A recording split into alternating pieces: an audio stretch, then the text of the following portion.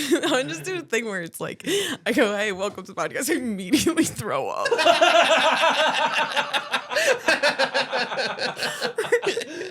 It's George and Brendan's Real Big Time Podcast. This one's nice. This one's nice. Tell your friends. Spilled my water. Got a hole in your lip. George and Brendan's Real Big Time Podcast. It's the most important part in the world. Welcome to George and Brendan's Real Big Time Podcast. Yes. It's been a while, guys. How you guys been? Been a while. Been a while. Since I've gone. Right? Is that the song? Yeah, Stained, I think. Yes. Okay. Yeah. We're back here again for part 2 of Sarah Bell. Sarah Bell, how are you doing this week? Wow, I'm Same week as amazing. last week, but for Yes. the people out there, it's not. They've traveled a whole nother week into the future. And a really crazy thing happened in between. Probably. So, in between us recording. So, it's like. We probably invaded another country or something. Yeah, something fun. That is kind of, I didn't even mean that. I just was. Oh, fuck. Oh, no. Should we all make a prediction? At the very least, we will be here. I think the world won't end in the next couple of weeks, but who knows? Maybe it's coming we'll up be close. fine. We're good. Yeah, We're having I mean, fun. Brendan's been in the army, so he knows.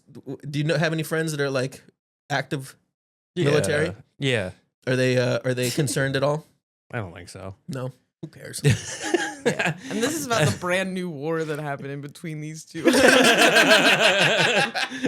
is not about Talking about a Venezuela. We're hypothetical talking- fake war that we don't even know about yet. Are they worried? All your psychic military buddies. We Nah, invaded they're Easter chill. Island. That's crazy. They're chill, dude. It's Yeah. good. Yeah, what do you think would be the most most random, random? silly war? The most silly Probably war. I think it would be funny to invade Puerto Rico, even though it's like a part Already, of the United yeah. States. People don't know.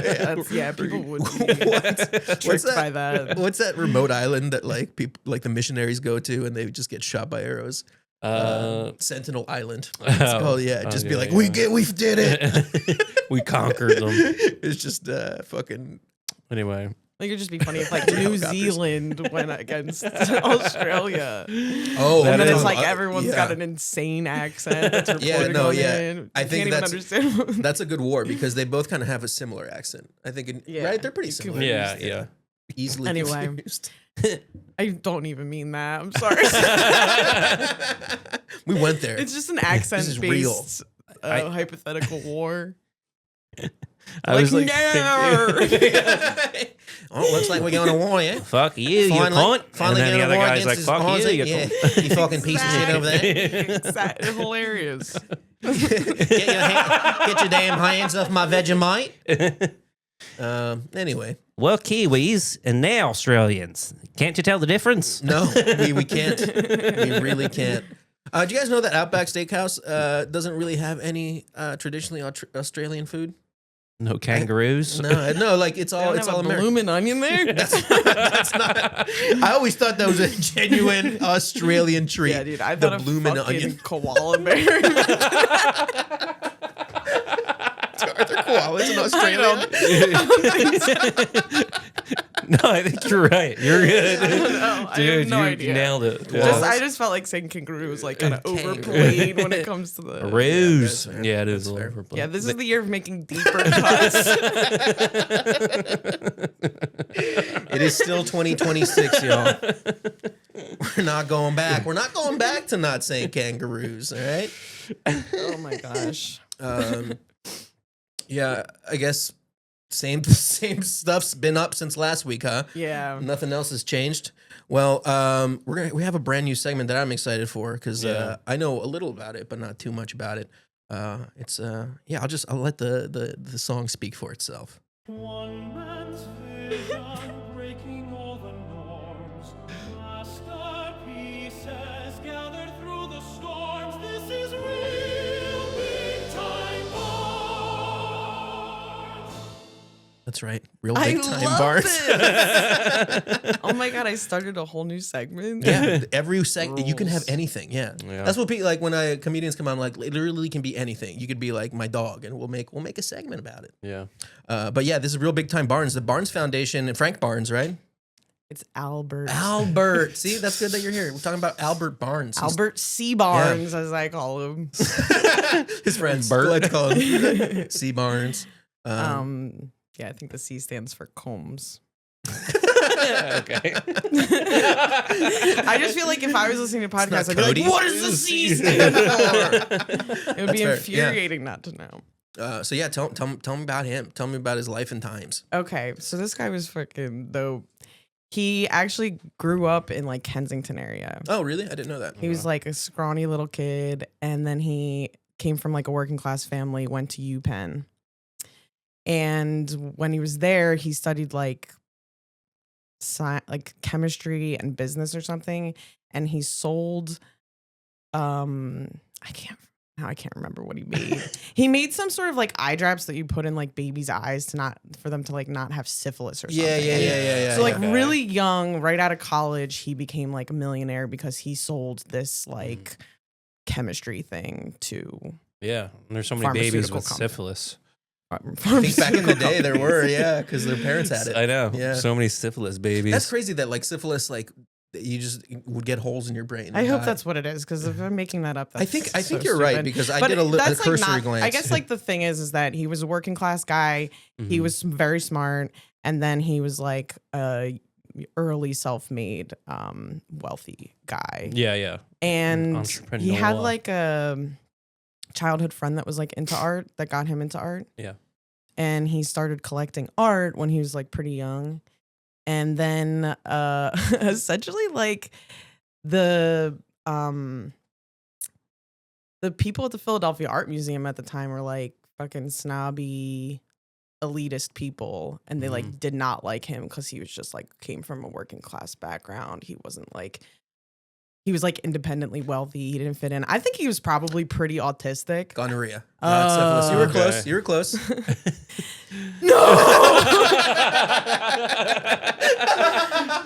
Dude, I will say, if I'm teaching you something or I'm telling you something, you have to take everything as like 80%. Because it's like, it's probably close to true, but I'm bad at We're getting the general vibe. Yeah, that's all we need. So anyway, this guy, like, I think he even, like, I think the first of him collecting art, he, like, sent his friend to Europe to collect art for him. And when he came back, he was like, this shit sucks, dude. I don't like any of this. Really? So then after that, he was like, I got to go collect art on my own. And he, like, became friends with a lot of the artists. Like, he was friends with Matisse. He, like, knew Picasso. So he, like, was collecting some, like, earlier stuff that was already kind of known to be good. But he was also just, like, going to Europe and meeting these guys. I think like the artists were kind of autistic and he was kind of autistic. So he like vibed with them more than like someone just being like having a lot of money and not knowing anything about art. And they're like doing it more of as an investment and as like an elitist status thing, collecting art, where he like loved art. He cared a lot about education. So he kind of was like, had like public beefs with multiple people in Philadelphia, like writing in like hate letters into the newspaper. Yeah. That's the best type of time period when you could just write into the paper and be like, I don't like this guy in particular. And then We need write, to bring that back. in 2026, shit, we're bringing dude. back writing Yeah. editorials about people you Yeah, hate. social media kind of blows, but if you write about, because like anybody could do social media, but It needs to be in the writing paper. And It needs to be I'm in gonna the start paper. vague posting, but sending it to the newspaper, like my weekly gripes. I guess we got to publish them. She keeps sending them in. She won't I'll stop. beg. I mean, you know what? I'll pay per word to get my gripes in the newspaper. It probably wouldn't They be would very expensive. 100% take that. Yeah, Like an ad. they need it. They need it. Yeah. You could just even take out an ad, but make it a hateful. All right, I'm putting too many of my good ideas on the air. Yeah, you don't want anyone to steal these, dude. But yeah, this guy was awesome. He like had, and then so there's like Albert C. Barnes, the guy who I just told you about. And then there's the foundation, which it's like once he collected all, like he had hundreds and hundreds of paintings, and a lot of them were from artists like that, you know, like Van Gogh. He has a couple of Van Goghs. He had like the largest private collection of Renoir paintings. Who I don't really like the guy. Yeah, fuck Renoir. No, his stuff is just too pretty for me. But a lot of it was just like for him, but also he started teaching, like started the foundation for people to be able to come and look at his collection, but in a way that it was like about art education. Okay. He didn't like the Philadelphia Art Museum. He was like, you guys just want money and you just want to be this like elitist thing. You don't even care about the art. You don't care about art being part of like the community in Philadelphia and all that kind of stuff. So he was just like created his own his own museum, and then just very like what's it called, like exclusively let people see the art. Yeah. Yeah. So up until he died, which was like so I think he started collecting art in the early 1900s, and then he died in 1951, I think. Dude, you nailed it. Oh, really? Yeah, you nailed it. Because I am like so bad at like fucking details, but I actually like I've read a book about that. Oh, and if you actually are interested in what I'm about to talk about the foundation, there's a really good documentary about it called The Art of the Steal, and that actually explains like how the art ended up where it's at now, because originally it was just like at his property in Lower Merion. Okay. And it was like very like only, like you said, only like universities and stuff were allowed to tour the collection, right? Yeah. Yeah. It was completely closed most of the time, and then there would be like maybe one day that like you could sign up to go and see it, like it had to be focused on the education part of it. Like he was just super passionate about art education. And then in like 2012, everything moved over to where it's at now, which I'm a member of the Barnes Museum. I don't love that they like basically stole the art from his property and moved it over there. But basically after he died, the foundation kind of like fell apart. Like the next generation of people did things the way that he wanted. But after that, it was kind of hard to keep that train going. Keep it going without him and his like Vision. predecessors. Yeah. Okay. So then like in like the 90s, and I think there was a guy that took over and he just like wanted to take the art on tour. They were making a lot of money. They needed the money though to restore the art because it's expensive to run a museum and have like art restoration. And these paintings were starting to get to the point where they're like starting to degrade. Yeah. And then like long story short, the city of Philadelphia basically filed some sort of lawsuit saying that like the foundation doesn't have the money to keep the art safe, and basically that because of that they have the right to basically like take the art away from the foundation. God, oh, interesting. So the foundation, so the city still like owns the foundation, or The foundation is like the art is like off the Parkway now. yeah, yeah. And the city runs that building and everything. Oh, okay. There's some stuff where like they still have like the museum still closed like a couple days a week just for like education stuff, and like they do try to kind of, I think, like keep some of his legacy alive through the education aspect, but they did basically go in and basically go against his will and say like, well, you don't have rights like this anymore. is you don't have the rights anymore because you're not around. And did he not like have, I guess, family that he like passed it down to? I think that was part of like the whole suit was like, I guess people. That part I don't actually like. I honestly, I'm trying to like rack my brain to remember like what happened with. Because to me, I'm more like the actual taking the art part kind of pisses me off. Yeah. Yeah. And if you like really look into like what similar thing happened with some other writer in Philadelphia where his estate was like falling apart and they just basically went in and took it, seized all his property. Yeah. And well, that's Barnes knew about this, and he like he like tried to have like the most ironclad like will that this wouldn't happen. So what happened was like really like hurts if you like think this guy is like awesome, then it's like it kind of hurts that like they won. But then on the flip side, it's like this is like one of the coolest collections of art I've ever seen. Yeah. And the fact that it like wouldn't exist based off of this guy's pride Yeah. and like what he wanted, which I agree with him. I don't, but it's like, it really is like also one of those situations where you don't know where your mind should, like where you should go with it. Yeah. Like, do you agree with it because it's good for the I city and like the art existing, but like, And like so many more people, much more people have access to it now. You know what I mean?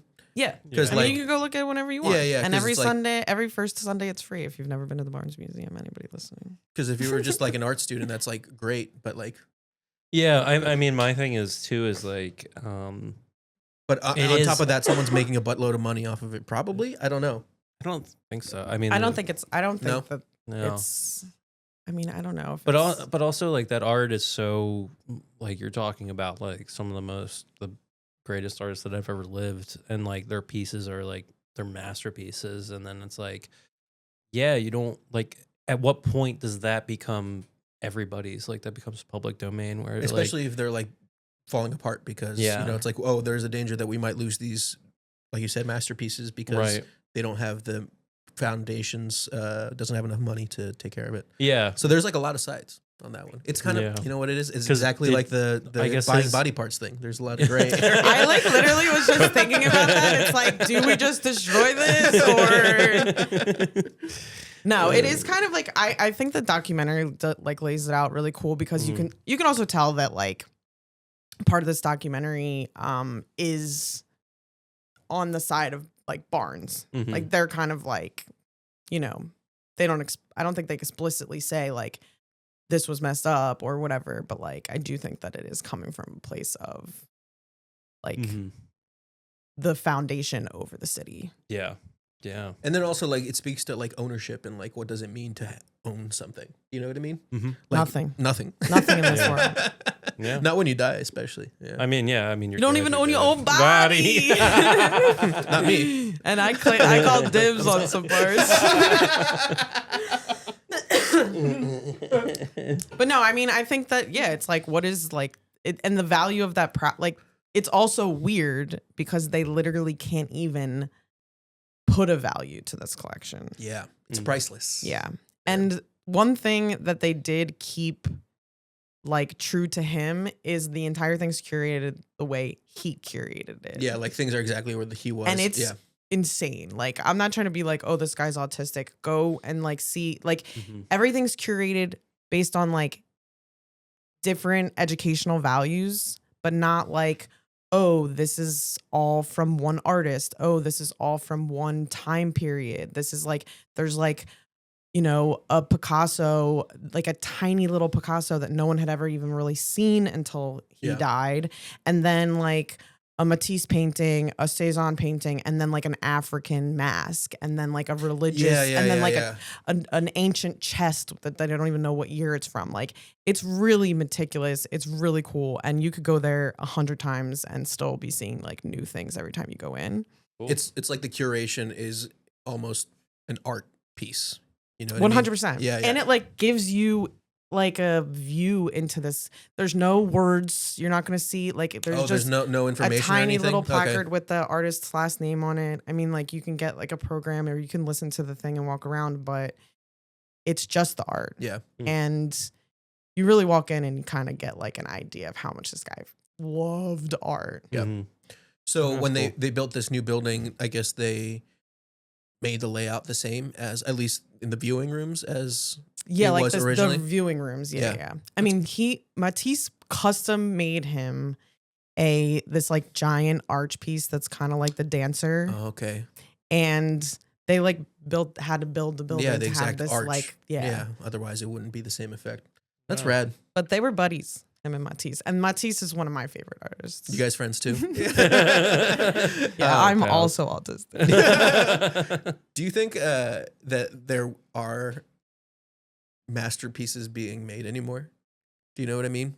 Like in like 50 years, is there going to be like, oh, you know, because like, can you, and maybe it's just because I'm a fucking rube, but can you guys name a fucking contemporary artist that isn't like Banksy? I was gonna say Banksy. Yeah. I was like, But as that, like a that feels so cheap because that masterpiece. in itself has become like this commercial, like, right?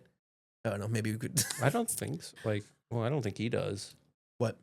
Like commercial. Like he doesn't. No, but just like I don't. It's almost become like a parody of itself. I don't know. I don't know how to. Do you know what I'm saying? Ice Cube's I know. after you, man. I think that like when you like look at art, a lot of times it'll be like the person that's the beginning of the movement, and then like their buddies around the time of that movement. It's usually not until like the third generation or like the last generation where like that movement's phasing out and something else new is starting that those artists even seem as profound as they were. Right. So it's like, yeah, no, I don't really Yeah. know if there's like masterpieces being made, but then like I don't really meet that many people that have even been to like the Philadelphia Art Museum or the Barnes. That's true. Art's just like not something And, that like, people enjoy. I mean, as that's like something they think about going to enjoy. Or Yeah. that's a generalization. I just think it's like more, like physical art sometimes like has phases of coming in and out of like what people are interested in. Like I mean, I go and see art exhibits as often as I can, but like I do kind of love that like impressionist, post-impressionist beginning of the like modern and like abstract stuff. So it's like I do see a lot of the same era, and I don't really I haven't seen that much like contemporary art exhibits. And you like I guess it's just I'm wondering if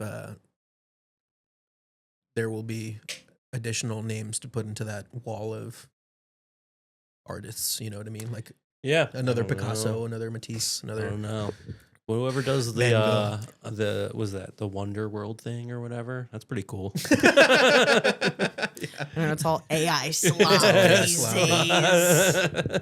Yeah, a lot of AI slop. But yeah, that's cool. God bless Albert. Yeah, that's not like C. it. That wasn't Barnes. funny though.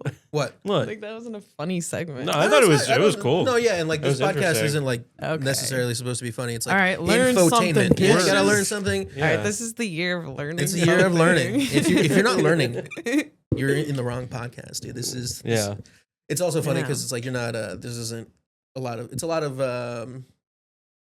You could dip your toe into little stuff and then read more into it if you want Gotcha. to get into it. But yeah, I do have love seen it. the Artist Steal, but not in many years. And Also, I love that he was just you're like he's autistic. He's collecting stuff. Yeah, it was really like that. But he was cool. Like, look him up. He like literally like taught himself how to box when he was a kid because he like grew up in Kensington. And, Yeah, like, I guess that's- he was just like a cool guy. I like. that sounds rad. I like. And he like, had lots of beefs with people. I love that. I love public beefs. Yeah. Do you think George's all of his action figures will eventually be in a? No, but I am museum? autistic. It is a marker of autism, though, dude. Yeah, collecting got real gay. You don't understand. I've been traveling all around the world, meeting different action figure designers. Oh my God. Sorry, I'm laughing. I said to my friend that's younger than me the other day, I said something like, I don't really remember what I said, but I was making fun of him. And then I was like, yeah, what do you got? Oh, he didn't want me to come over because his place was a mess. So I was like, yeah, you got to put away all your Funko Pops. Yeah. Because he's a nerd. I had to put away all my magic cards got like before you pretty guys came upset here. about it. I think it was like too spot on. You know? Hit a little too close to home. I'm like, you can leave your Funko Pops out. I'll make fun of you, but I didn't even see them, and I still made fun of him. I think that's does he have Funko Pops? he said he's Yeah, got that's them. probably because you nailed him. You nailed him down before you even I saw don't it. even know what a Funko Pop was when I said that. Do you know what they are now? I'm trying to think if I have any in here. That little head that little thing. guy up there. Yeah. I think The bubble head. the bubble head. Sorry, bubble. Bubble. Yeah, but I think collectibles are huge now because there's like a big nostalgia wave. You know what I mean? I'm into. You got to get physical things now because it's all Yeah. gonna go away. very soon. But yeah, this week's our second new segment Ooh. is all about the 90s. So you guys ready for this? Yes. Arcade lights and after school TV. Mixtape magic burned onto CD. Everything felt new to me. Real big time 90s. Welcome to Real Big Time 90s. That was the ghost of Kurt Cobain, who they captured in a computer and made that song. This week we're going to talk about Power Rangers. You guys watch Power Rangers growing up? Were you a Power Rangers gal? Just like a little bit. Yeah. It was like huge. Like a lot of it was like not just for boys. You know what I mean? Yeah, because they had the pink. My girlfriend had the Pink Ranger. She was one. dressed up as the Pink Ranger. She was cool. She was hot. I think there was a yellow one. Who was Right? Asian. Yeah, there was a yellow one, a black one who was black. It was kind of weird. Why'd But yeah, they do that? we're here to talk about Power Rangers. When Mighty Morphin Power Rangers premiered in 1993, it did not just become a popular kids show, it became a cultural earthquake. Suddenly, every playground had Power Rangers. Every Halloween had Rangers. Every toy aisle was wiped clean. A group of teenagers morphing into brightly colored heroes and piloting giant Zords dominated an entire decade of childhood. But the real story behind Power Rangers is bigger. It's about borrowed footage, bold business moves, billion-dollar deals, and the very real lives of the people who wore the helmets. Before Power Rangers existed, it was called Super Sentai. It's a series that began in Japan in 1975. Sorry. What? So they were all Yellow Rangers. Nailed it. Great job, Brandon. So this was a TV show that was produced by a toy company. And so that would allow them to introduce new Rangers, new robots every year and keep pumping out new toys for the kids. Good idea. Yeah. It was loud, strange, exciting, and incredibly successful. For years, TV executives in America took one look at it and thought it was simply too weird. Someone else disagreed, though. Stan Lee. Like, what did they mean? Too Asian? Too yellow. It is like like a little too weird. I think part of the reason that it stuck was because it was like that Asian like sensibility that, you know, isn't necessarily prevalent in America, especially in the 90s. Yellow. So Stan Lee, apparently, he tried to get a Power Rangers show before it actually started. In their early 1980s, Marvel partnered with Toei, which is the toy company, and Stan Lee tried to bring the concept to the United States. They even created a pitch reel that combined Japanese action scenes with American actors. It was almost the same strategy that Power Rangers would later use. Every network turned it down. Years later, Haim Saban watched Super Sentai while on a business trip. While others saw something confusing, he saw a loophole. The action scenes were already filmed. They already had explosions, stunt works, monsters, and giant robots. If he could license the scenes cheaply, then he could film the story portions with American actors. He could make a superhero show at a fraction of the normal cost. That idea became Mighty Morphin Power Rangers. It was fast to produce, it was inexpensive, and it absolutely worked. Power Rangers exploded. Toys exploited. They did get exploited, honestly. Toys vanished from store shelves, lunchboxes, costumes, video games, birthday decorations, all of it sold out. Did they have the merchandising license then? Because they just changed the name. So Saban got the worldwide rights to Power Ranger toys, except for Japan. Oh, okay. So, Gotcha. But he nailed it because, like, you know, that market, Yeah. the entire world was huge. Yeah. Uh, Wait, the entire world was huge? yeah, back then. It's gotten a lot smaller now. I thought it was expanding. Power Rangers was a huge hit for many years. In 2001, Power Rangers was included in the sale of Fox Family Worldwide to Disney, a deal valued at roughly $3.2 billion. Yeah. A decade later, Disney had moved on from the actively growing brand, and Haim Saban bought Power Rangers back for $43 million. So he sold it for $2 billion, and then he bought it back for $43 million. He's like, all right, Disney fucked it up and undervalued it. Let me just buy it back. Yeah. And that then sounds like Disney. Then in 2018, Saban again sold the franchise to Hasbro in a deal worth more than $520 million. So Nice. he flipped it twice. That's pretty good. Yeah. That's wild. Yeah. Yeah. Very smart man. Not very ethical. But while all This this is also about stealing someone else's shit. yeah, it's really, yeah. We have a theme going on: stealing body parts, stealing art. It's just getting like less and less. Or Important. it's getting like less fucked up. Well, it's gets getting a more little fucked up. consensual and less fucked up, but it is on theme. But while all this happened, the people on screen did not always share in that success. The original Mighty Morphin Power Ranger series was non-union. Most of the cast members earned around $600 to $700 per week. They did not receive residual payments when the show was rerun, and they did not receive royalties from their likenesses being on toys and merchandise. They worked long days. They performed fight choreography and stunts. They traveled and promoted the show. And when some of them asked for better contracts, they were replaced. They were famous, but financially, many of them were barely getting by. Over time, fans began noticing something uncomfortable. Many people connected to the franchise suddenly experienced serious hardships after the camera stopped rolling. Not because of superstition, but because the sudden fame, low pay, physical strain, and life after television can collide in painful ways. Tui Trang, the original Yellow Ranger, she died in a car accident when she was 27. Robert L. Mahan, the original voice of Zordon, he died of heart complications at 47.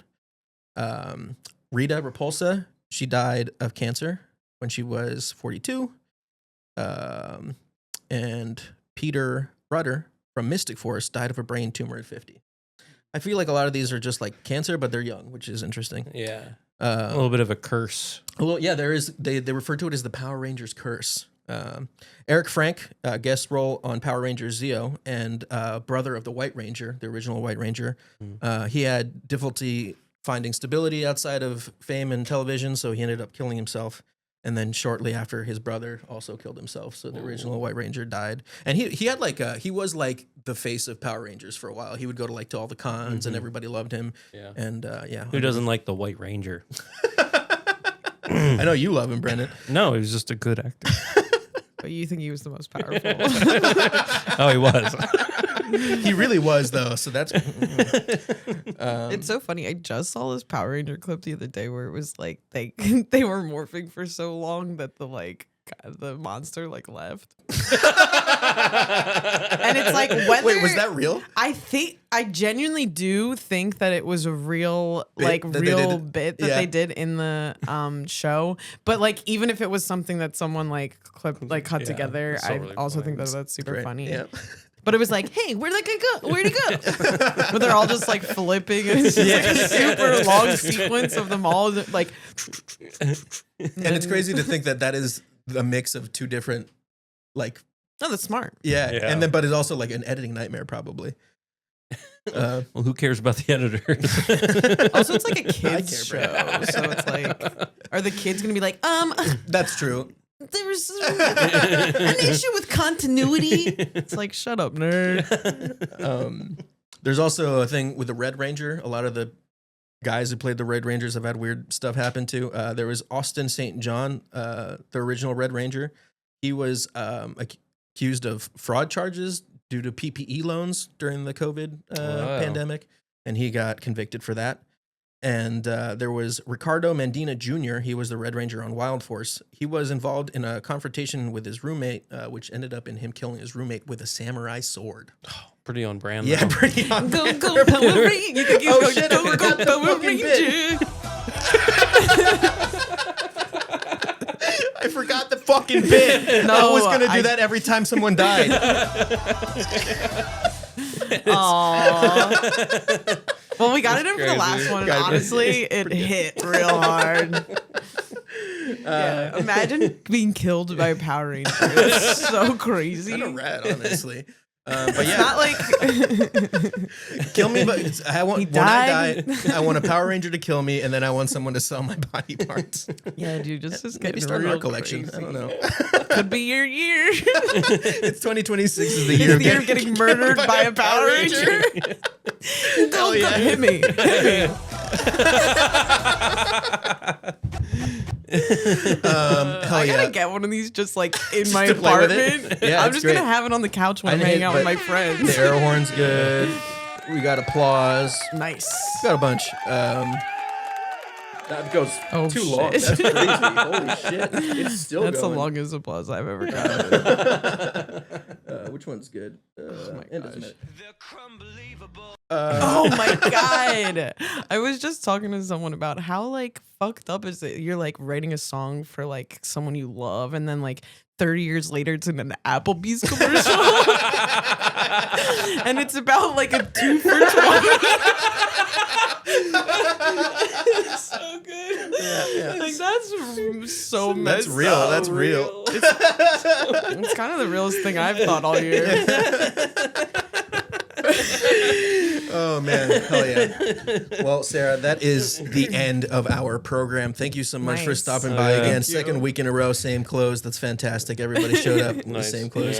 Yeah. This is coming out next Thursday. You got anything going on next Thursday? No, just follow me online. Just follow you I online. don't Yeah. even know what I'm doing this year. Follow her on YouTube. This is the And year of no, yeah, this is the year of following me on YouTube. Like, share, subscribe. Hell yeah! Like, share, subscribe. What's your YouTube name? Is it the same as your Instagram? Cerebellum, yeah. Oh, cool. We'll put it right Yeah. below you. You can see it there. Brennan, you got anything? Yeah. Well, yeah, we're getting closer. I'm going to Atlanta. Hot Atlanta. Yeah, Atlanta with Hell the yeah. boys. Going to Atlanta with the boys. the 29th, I want to say.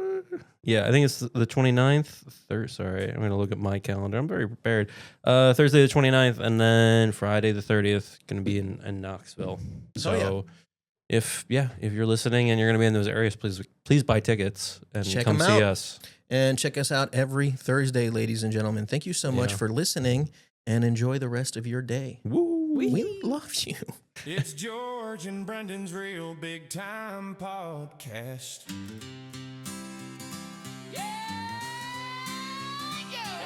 Tell your friends, tell your grandma. It's time for George and Brendan's Real Big Time Podcast. It's the most important